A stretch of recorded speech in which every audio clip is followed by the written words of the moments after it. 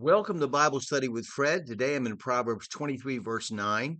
I hope we can have a Bible study seated across the table from each other with our Bibles open. I'll give you my interpretation and you share your interpretation. Feel free to make comments on what I say. So Proverbs 23, 9 goes, Speak not in the ears of a fool, for he will despise the wisdom of thy words. Now, Proverbs has given us several warnings not to waste our time arguing with a fool. He or she isn't interested in advice, wisdom, or understanding. They're in love with their own foolish ways. So let's look at some of these proverbs. Just going to read them. Proverbs 10:8, the wise in heart will receive commandments, but a prating fool shall fall. Proverbs 10:23, it is a sport to a fool to do mischief, but a man of understanding hath wisdom. Proverbs 13:19, the desire accomplished is sweet to the soul, but it is abomination to fools to depart from evil. Proverbs 12:15, the way of a fool is right in his own eyes, but he that hearkeneth unto counsel is wise. Proverbs 17:10. A reproof entereth more into a wise man than 100 stripes into a fool. Proverbs 18:2. A fool hath no delight in understanding, but that his heart may discover itself. Proverbs 1:7 said, The fear of the Lord is the beginning of knowledge, but fools despise wisdom and instruction. We know from previous Leviticus 26:15 and 6, Leviticus 26:15 and 1 Samuel 2:30 and other verses that to despise something is to hold it in low regard and even to abhor or detest it. For example, since 1966, cigarette packages in the United States have had at least had the warning on them, cigarette smoking may be hazardous to your health. That's almost 60 years. Smoking links to cancer and emphysema and heart disease are well established. It sucks the moisture and beauty from a woman's skin and takes away the ability to breathe normally. You can see its effects all around you in the world. How many fools still smoke or will start smoking cigarettes? According to the National Highway Traffic Safety Administration, approximately a third of all traffic fatalities involve a blood alcohol level of 0.08 or above, and yet fools still get tanked up at the bar and drive their cars anyway. Alcohol's effect in even small amounts can affect mood and conditions like chronic depression for up to a week after a single drink. It affects judgment in even small amounts and slows down reaction time. It damages the unborn with fetal alcohol syndrome. It plays a huge part in domestic violence and abuse. And yet, fools still think they can drink more than one drink socially or, quote, recreationally and suffer no negative effects. Pornography is a factor in divorce, especially internet pornography. In fact, the American Academy of Matrimonial Lawyers at a meeting in 2003 is reported to have said that online porn contributed to over half the divorce cases they handled in the previous year. Again, more recently, according to Business Insider, reporting a study done in 2010 by onlinemba.com, there were 24 million porn websites on the internet. Every second, $3,100 was spent on internet porn, and 28,200 people were looking at it. 1 in 3 porn viewers were women. 70% of men aged 18 to 24 visited porn sites each month.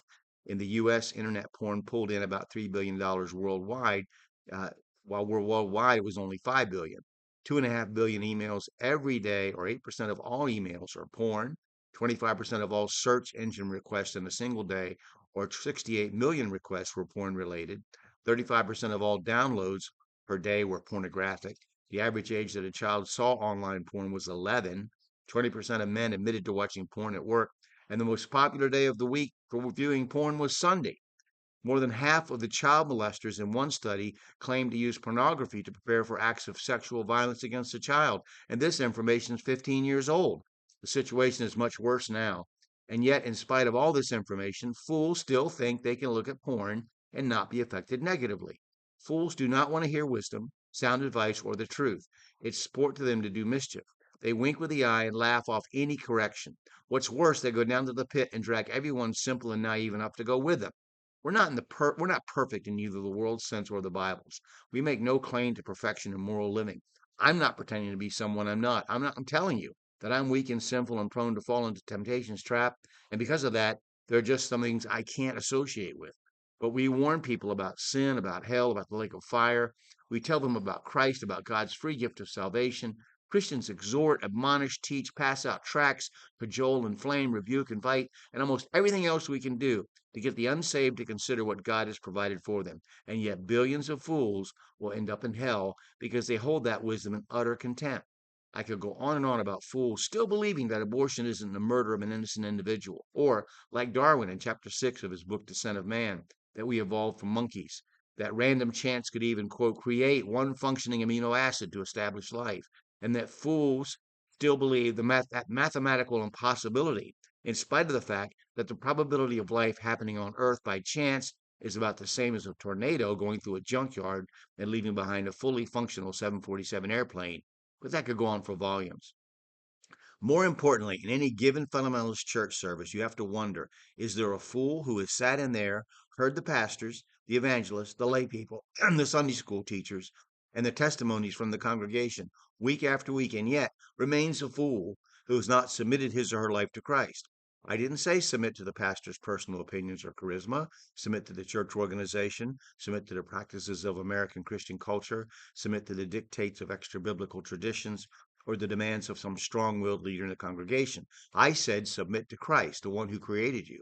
Is there a fool who actually despises God's wisdom that bad after hearing it week after week and who still thinks he or she can't accept Christ because Christians aren't perfect? All right, so we'll stop there and pick it up in verses 10 and 11 next time. I'm asking you again to please set aside some time to read your Bible, open the book, let God speak to you through his word, study your Bible, cross-reference the verses, praying to God for wisdom and understanding, and then share that interpretation that you get with someone else. You can purchase my comments on Amazon, and I hope you do. You can follow me on blogger.com, read them on blogger.com, and I'll post that in the down below. But if you've watched this video this far, would you please click like and subscribe or follow and share the video with someone else? Thank you.